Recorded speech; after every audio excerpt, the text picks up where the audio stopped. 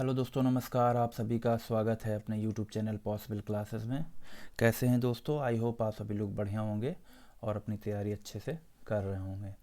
जैसा कि आपको पता है कि मैंने साइंस में बायोलॉजी स्टार्ट करी थी और कल मैंने सेल के बारे में बताया था।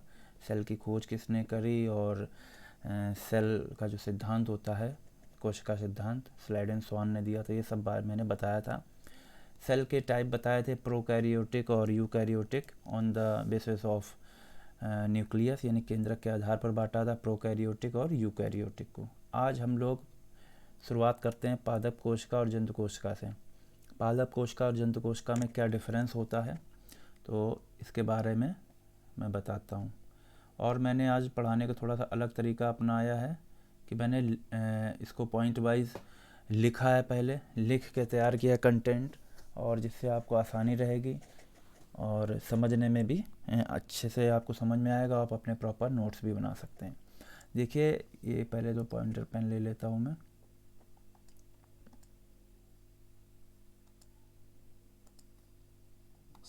ठीक है, तो ये देखिए, आपको फिगर दिख रहा है, ये प्लांट सेल का है और ये एनिमल सेल का है।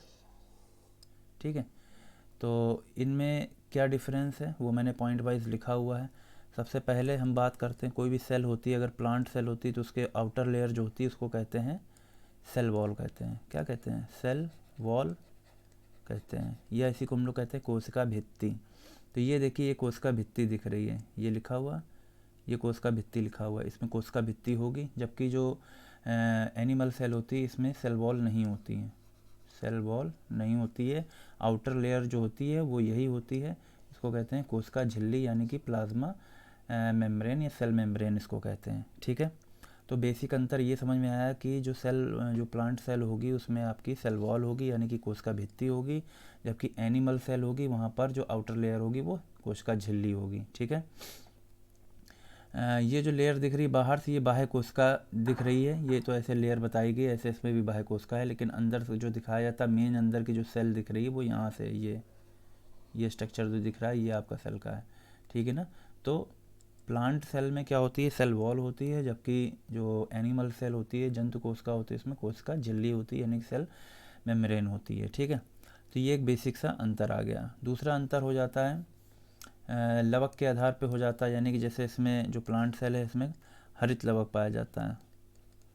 ठीक है, क्लोरोप्लास्ट जिसको कहते हैं, हरित लवक पाया जाता है, और इसमें हरित लवक नहीं पाया जाता है। ठीक है ना, तो इस बेसिस पे मैंने कुछ पॉइंट नीचे लिखे हैं जिसको आप लोग समझते जाएंगे और मैं बताता जाऊंगा। ठीक है, देखिए, पहला पॉइंट मैंने बताया है, पादप कोशिका में सेल वॉल या कोशिका भित्ति पाई जाती है। जंतु कोशिका के लिए सेल मेम्ब्रेन या कोशिका कला भी इसको कहते हैं, कोशिका झिल्ली पाई जाती है। ठीक, बहुत ही इंपॉर्टेंट क्वेश्चन है। सेल वॉल पादप कोशिका और जंतु कोशिका में अंतर पूछ लिया जाता है। ठीक है ना, इसमें लवक पाया जाता है, जबकि इसमें लवक नहीं पाया जाता है। इसमें लवक पाया जाएगा, यानी कि इसमें यहाँ पर हरित लवक की बात करी जा रही है। 3 तरीके के लवक होते हैं, वो मैंने नीचे लिखा, वो पढ़ाएंगे भी। हरित लवक होता है, वर्णीय अवर्णीय, ये 3 लवक होते हैं, प्लास्टिड इसको कहते हैं। इसमें लवक नहीं पाया जाता है। इसमें जो रसधानी होती है वो लार्ज होती है, वैक्यूअल जो होती है ना, रिक्तिका जिसको कह रहे हैं, इस तरीके से ये रिक्तिका जैसे है, यहाँ छोटी रिक्तिका होती है, ये दिख रही है ना, तो ये बड़ी होती है, यहाँ पर स्मॉल होती है। इसी तरीके से आगे हम लोग बढ़ेंगे। ऊर्जा का संग्रह स्टार्च के रूप में होता है। स्टार्च एक क्या है? स्टार्च एक पॉलीसैकेराइड है, एक कार्बोहाइड्रेट होता है। स्टार्च एक क्या है?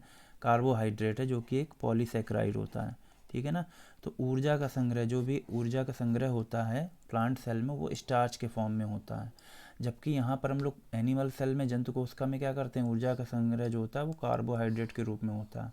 कार्बोहाइड्रेट में भी क्या हो सकता है, ग्लाइकोजन के रूप में, इस तरीके से हो सकता है ना। तो ऊर्जा संग्रह पूछा जाएगा आपको, यहाँ पर कार्बोहाइड्रेट में ग्लाइकोजन के फॉर्म में हो सकता है। ठीक है, ग्लाइकोजन के फॉर्मेट में होता है, और यहाँ पर पॉलीसैकेराइड स्टार्च के फॉर्म में होता है। यहाँ पर पादप कोशिका में क्या होता है, पादप कोशिका में लाइसोसोम जो होता है उसका स्फीरोसोम पाया जाता है। क्या पाया जाता है? स्फीरोसोम पाया जाता है। जबकि जंतु कोशिका में लाइसोसोम पाया जाता है। लाइसोसोम को ही हम लोग क्या कहते हैं, सुसाइडल बैग कहते हैं, सुसाइडल बैग कहते हैं, यानी कि इसका मतलब होता है ये आत्महत्या की थैली, इसको बोला जाता है। क्या बोला जाता है? आत्महत्या की थैली। आगे पढ़ाएंगे इसके बारे में। आत्महत्या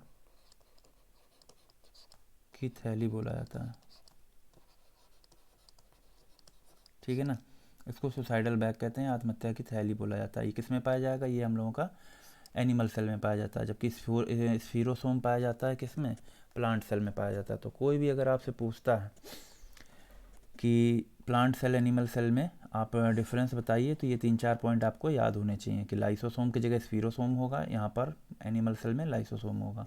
ऊर्जा का जो संग्रह होता है स्टार्च के फॉर्म में होता है, स्टार्च एक पॉलीसैकेराइड होता है, जबकि ऊर्जा संग्रह यहाँ पर एनिमल में कार्बोहाइड्रेट के फॉर्म में होता है। इसमें जो राजधानी होती है बड़ी होती है, इसमें राजधानी छोटी होती है। लवक इसमें पाया जाता है, मुख्य रूप से हरित लवक होता है जो कि क्लोरोफिल की वजह से होता है, और इसमें लवक नहीं पाया जाता है एनिमल में। और सेल वॉल पाई जाती है, सबसे बड़ा डिफरेंस तो यही है, सेल वॉल पाई जाती है और यहाँ पर सेल मेम्ब्रेन पाई जाती है, ठीक है ना। यहाँ पर जो सेल वॉल होती है पादप कोशिका की, वो किसकी बनी होती है, वो सेलुलोज की बनी होती है, सेलुलोज की बनी होती है। सेलुलोज भी क्या है, कार्बोहाइड्रेट है जो कि पॉलीसैकेराइड है। किस तरीके का, पॉलीसैकेराइड का। हम लोग कार्बोहाइड्रेट जब पढ़ेंगे तब आपको बताएंगे कि पादप सेल जो होती है उसमें जो सेल वॉल होती है वो सेलुलोज की बनी होती है जो कि एक पॉलीसैकेराइड है। इसमें चलिए देख लेते हैं कुछ कुछ ऑर्गेनेली के बारे में हम देख लेते हैं।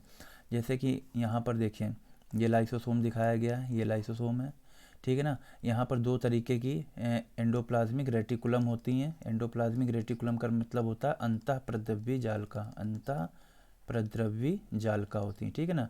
दो तरीके की होती है, एक स्मूथ होती है SER और एक होती है रफ यानी कि RER, ठीक है ना। इसके बारे में हम लोग आगे पढ़ेंगे। एंडोप्लाज्मिक रेटिकुलम एक तरीके से इसको कोशिका का कंकाल तंत्र कहा जाता है, क्योंकि ये स्ट्रक्चर को एक स्टेबिलिटी देती है कोशिका के।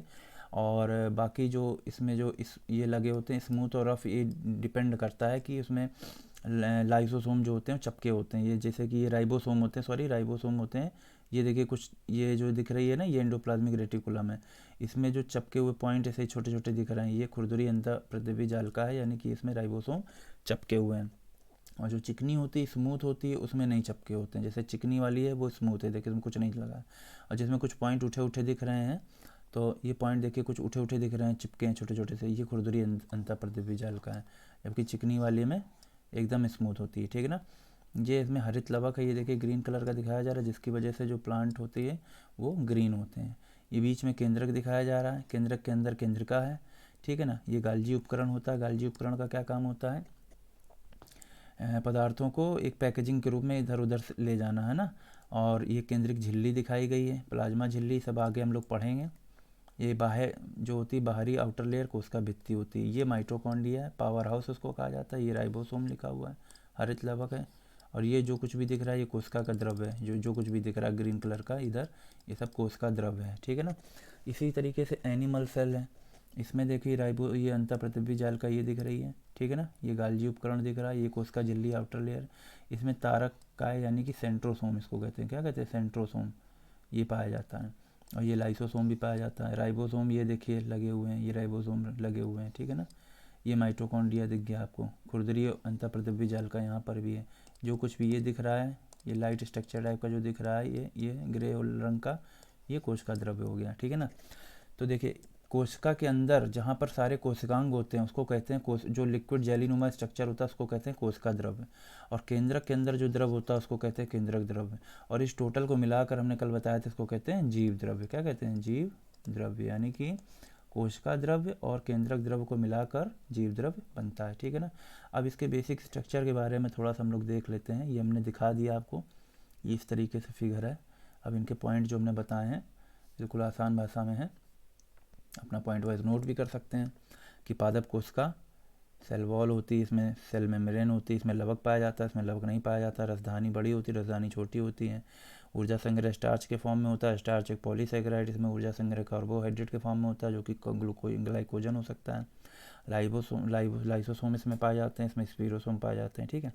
अब हम लोग एक एक करके कुछ संरचनाओं के बारे में पढ़ लेते हैं। जैसे कि सेल वॉल के बारे में हमने यहाँ पे लिख रखा है, देखिए सेल वॉल यानी कि कोशिका भित्ति। इसकी खोज किसने करी थी, रॉबर्ट हुक ने करी थी। जो खोज करी थी उस सेल की वो डेड सेल थी, आपको पता है वो एक डेड सेल थी। और यानी कि 1665 में करी हुई थी, एक कॉर्क में देखा था उन्होंने। सेलुलोज देखिए, पादप में जो सेल वॉल जो होती है पादप में, वो किसकी बनी होती है? सेलुलोज की बनी होती है, ठीक है ना। सेलुलोज एक कार्बोहाइड्रेट है, बताया था हमने। सेलुलोज क्या है? एक कार्बोहाइड्रेट है, जो कि एक पॉलीसैकेराइड होता है। कार्बोहाइड्रेट क्या होता है? पॉलीसैकेराइड होता है, ठीक है ना। कवक, आगे हम लोग कवक के बारे में पढ़ेंगे। तो कवक में भी कोशिका भित्ति होती है, जो किसकी बनी होती है? काइटिन की बनी होती है। ये मेन पॉइंट ही मैंने लिखे हैं जो एग्ज़ाम में अक्सर पूछे जाते हैं, ये आपको पता होने चाहिए। पढ़ाएंगे उसी तरीके से कि एग्ज़ाम ओरिएंटेड बिल्कुल आपको स्टडी लगनी चाहिए, एग्ज़ाम ओरिएंटेड। फालतू का हमें नहीं पढ़ना है कि फालतू का सब दिमाग में गार्बेज, ऐसा गार्बेज कलेक्शन करते चले जा रहे हैं, नहीं। हमारा दिमाग कोई डस्टबिन नहीं है, ठीक है ना, उसमें गार्बेज कलेक्शन फालतू का नहीं करना है। वही पॉइंट रखने हैं जो हमारे PYQ में पूछे गए हैं, जो हमारे पेपर में आ चुके हैं और जो इम्पोर्टेंट हैं, ठीक है ना। तो पादप की जो कोशिका भित्ति होती है वो सेलुलोज की बनी होती है। सेलुलोज क्या है? सेलुलोज एक कार्बोहाइड्रेट है, किस टाइप का है? पॉलीसैकेराइड का है। कवक में जो कोशिका भित्ति होती है वो काइटिन की बनी होती है। इसका कार्य क्या होता है? सेल वॉल यानी कोशिका भित्ति का कार्य होता है सेल को मजबूती प्रदान करना और बाहरी पदार्थों से सेल की रक्षा करना, ठीक है। आगे बढ़ते हैं हम लोग। प्लाज्मा मेम्ब्रेन यानी कि कोशिका झिल्ली या कोशिका कला इसको कहते हैं, ठीक है। तो ये किस में पाई जाएगी? ये दोनों में पाई जाती है। इसमें सेल वॉल में भी, सेल वॉल कह रहे हैं, जंतु कोशिका में भी पाई जाएगी और पादप कोशिका, दोनों में पाई जाएगी, ठीक है। तो इसको हम लोग कहते हैं चयनित पारगम्य झिल्ली, या इंग्लिश में कहते हैं selected permeable membrane. Selected permeable membrane यानी कि इसका कार्य होता है जो इम्पोर्टेंट यानी कि जो वांटेड तत्व हैं उनको ही जाने देना होता है। प्लाज्मा मेम्ब्रेन का कार्य क्या है? कार्य यही होता है इम्पोर्टेंट तत्वों को जाने देना और अनवांटेड तत्वों को रोकना, ठीक है ना। जो जरूरी है उन्हीं को ही अंदर जाने देगी। एक चयनित यानी सेलेक्ट करती है कि सेलेक्टेड कैंडिडेट ही अंदर जाएंगे, अनसेलेक्टेड को बाहर ही रखना है ना। तो सेलेक्टेड परमेबल मेम्ब्रेन होती है। और ये जो सेलेक्टेड परमेबल मेम्ब्रेन होती है ये किसकी बनी होती है? ये बनी होती है ग्लाइकोप्रोटीन और फास्फोलिपिड, एक तरीके के प्रोटीन होते हैं। ये क्या होते हैं? ग्लाइकोप्रोटीन और फास्फोलिपिड, ये एक प्रोटीन होते हैं, ठीक है। तो इनकी बनी होती है। कार्य आपको पता चल गया क्या होता है, ये मैंने बता दिया था। तो इम्पोर्टेंट को जाने देना, अनवांटेड या अनइम्पोर्टेंट को रोकता है, ठीक है। इसीलिए इसका नाम है सेलेक्टेड परमेबल मेम्ब्रेन। ग्लाइकोप्रोटीन और फास्फोलिपिड की बनी होती है। आगे हम लोग देखते हैं। और ये कहाँ कहाँ पाई जाती है? ये पादप और जंतु दोनों कोशिकाओं में पाई जाती है। पादप और जंतु दोनों कोशिकाओं में पाई जाती है, याद रखिएगा। क्योंकि पादप कोशिका जो होती है सबसे बाहर होती है सेल वॉल, फिर उसके अंदर होती है सेल मेम्ब्रेन, ठीक है। जबकि जंतु कोशिका में क्या होती है? सेल मेम्ब्रेन ही आउटर लेयर होती है। तो पादप कोशिका में सेल वॉल भी है, सेल मेम्ब्रेन भी है, जबकि जंतु कोशिका में सेल मेम्ब्रेन होती है, ठीक है ना। आगे बढ़ते हैं हम लोग। माइटोकॉन्ड्रिया। अब हम लोग कोशिकांगों की बात करेंगे, ऑर्गेनेली जिसको कहते हैं। क्या कहते हैं? ऑर्गेनेली। ऑर्गेनेली यानी कि कोशिकांग। ये सेल है, सेल के अंदर जो कुछ भी पड़ा है, जो कुछ भी कोशिका द्रव में जो कुछ भी ऑर्गेनेली यानी कि कोशिकांग दिख रहे हैं वो सब क्या है? ऑर्गेनेली हैं, कोशिकांग हैं। सबसे पहले हम लोग माइटोकॉन्ड्रिया के बारे में पढ़ते हैं। माइटोकॉन्ड्रिया जो होता है ये यूकैरियोटिक कोशिकाओं में ही पाया जाता है। किसमें पाया जाता है? यूकैरियोटिक कोशिकाओं में पाया जाता है। काम क्या होता है इसका?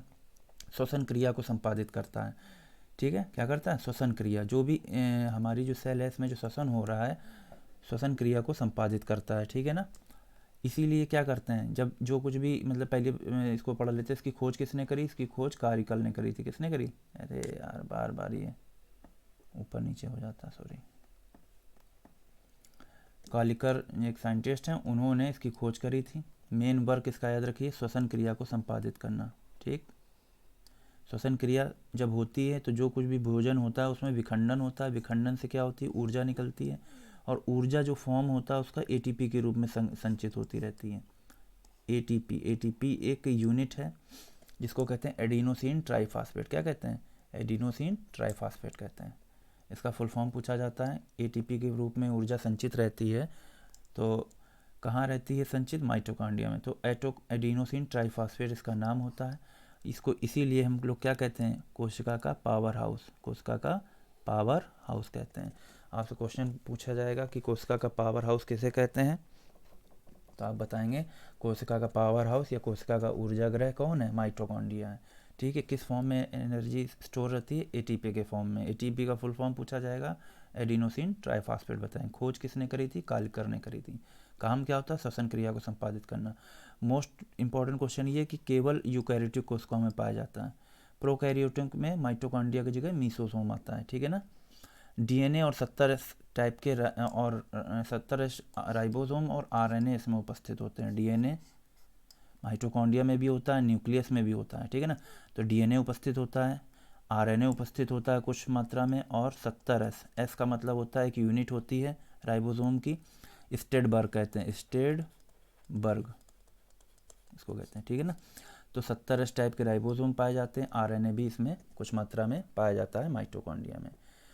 प्रोकैरियोटिक सेल में श्वसन क्रिया किससे होती है? मीजोसोम के द्वारा होती है। मीजोसोम भी तुम्हारा ही क्या है?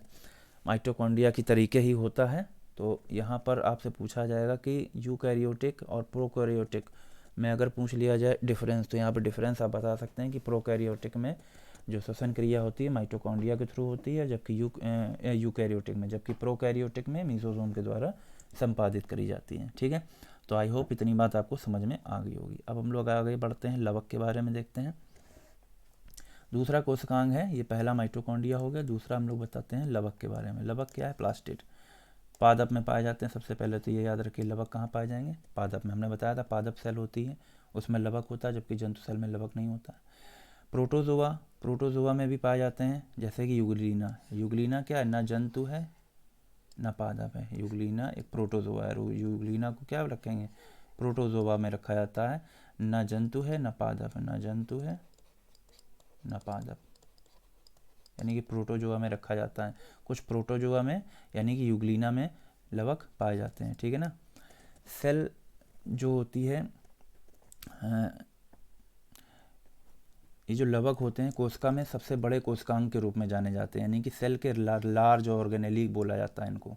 सेल के लार्ज ऑर्गेनेलीस यानी कि सेल के बड़े कोशिकांग के रूप में पाए जाते हैं। कौन? लवक, ठीक है। 3 तरीके के लवक होते हैं, भाई मैंने लिखा है, there are 3 types of plastid. हरित लवक, हरित लवक क्या होता है? हरित लवक यानी कि क्लोरोफिल इसमें प्रेजेंस होता है, तो क्लोरोफिल के कारण जो होता है हरा रंग इसमें उपस्थित होता है, ठीक है। प्रकाश संश्लेषण इसमें होता है। आपको पता है कि सन इन प्रेजेंस ऑफ सन और क्लोरोफिल की उपस्थिति में क्या होता है? प्रकाश संश्लेषण क्रिया होती है, ठीक है। तो ये मैंने लिख दिया कि हरित लवक जो होता है ऐसे पौधों में पाया जाता है जहाँ पर हरा रंग होगा क्लोरोफिल के कारण, ठीक है। यहाँ पर भी 70 इसके राइबोसोम पाए जाते हैं और एक्स्ट्रा कुछ डीएनए हरित लवक में भी पाया जाता है। और इसकी खोज अगर पूछी जाए हरित लवक की तो किसने करी थी? हैकल ने करी थी। चलिए आगे बढ़ते हैं। वर्णी लवक, वर्णी लवक क्या होता है? हरे रंग को छोड़कर बाकी जो भी रंग है उसके प्रति उत्तरदायी होते हैं वर्णी लवक, यानी कि पौधों के वो भाग जहाँ पर हरा रंग छोड़ के बाकी अलग कलर होता है, तो वो सारे कलर जो दिख रहे हैं वो वर्णी लवक के कारण होते हैं। वर्णी लवक यानी कि और कोई कलर आ जाएगा, जैसे कि हमने कहा हरे टमाटर का लाल होना, यानी हरित लवक पहले प्रेजेंस में था, इसमें हरा टमाटर था, फिर वो जब वो पकने लगा क्या होने लगा? जब पकने लगा तो हरा टमाटर किस में बदल गया? लाल होने लगा, यानी कि हरित लवक से वर्णी लवक में कन्वर्ट हो गया, ये परिवर्तन हो गया, यानी कि कलर चेंज हो गया, तो हरित लवक से वर्णी लवक बन गया। इसी तरह आगे हम लोग पढ़ते हैं, जैसे कि कुछ पॉइंट हमने लिख रखे हैं जो इम्पोर्टेंट पूछे जाते हैं आपके।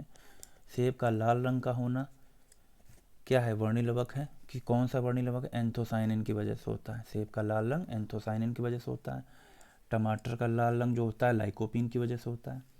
ये याद कर लीजिएगा, स्क्रीनशॉट ले लीजिएगा, मैंने नोट्स फॉर्मेट में ही तैयार कर रखा है, जिससे आपको पढ़ने में आसानी होगी, नोट्स भी बना सकेंगे। पपीते का पीला रंग जो होता है कैरिका जेंथिन के कारण होता है, कैरिका जेंथिन।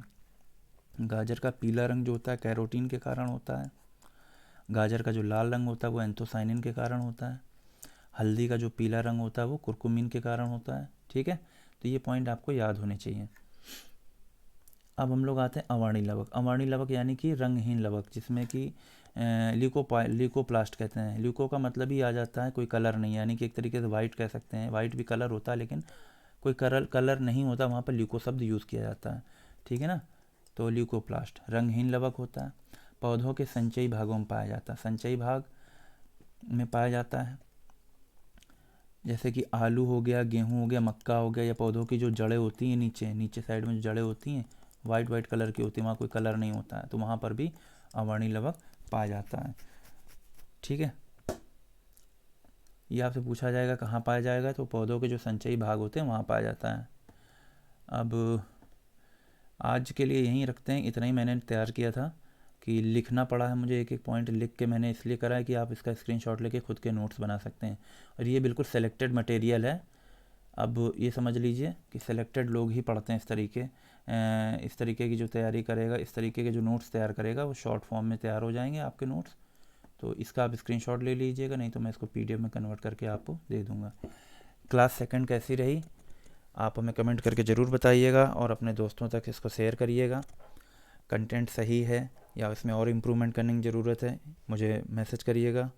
और चैनल से जुड़े हैं तो सब्सक्राइब कर लीजिए, और नई वीडियो पाने के लिए चैनल को लाइक करें, सब्सक्राइब करें। चलिए मिलते हैं नेक्स्ट वीडियो में, तब तक के लिए जय हिंद। चंद्रेश सिंह की तरफ से आप सभी को नमस्कार।